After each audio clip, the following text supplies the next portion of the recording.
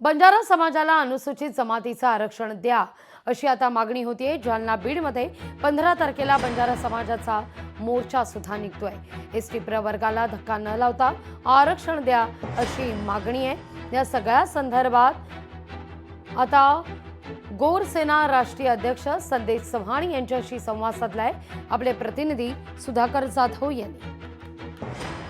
राज्य सरकारने हैदराबाद गॅजेट लागू केला असून हैदराबाद गॅजेटमध्ये बंजारा समाज हा एसटी प्रवर्गात दाखवण्यात आला आहे आणि हीच मागणी आता राज्यभर बंजारा समाजाची जोर धरताना पाहायला मिळत आहे। आपण जर पाहिलं तर आज राज्यभरामध्ये बंजारा समाजाच्या वतीने ठिकठिकाणी निदर्शने, आंदोलने आणि निवेदने देखील दिली जात आहे। आपल्यासोबत काही आंदोलक आहेत, काय सांगाल? आज निदर्शने केली आहेत भाऊ, काय मागणी आहे?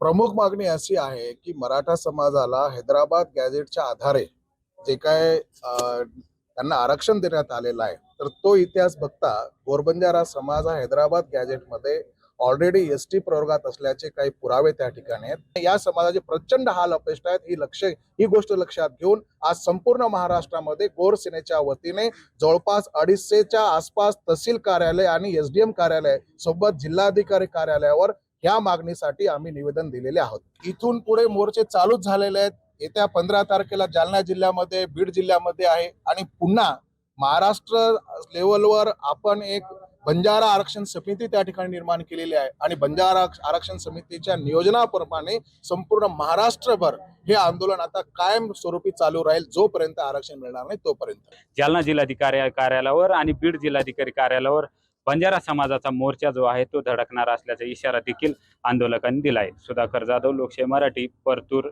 जालना। लोकशाही मराठी ऐका, पहा, जागरूक रहा।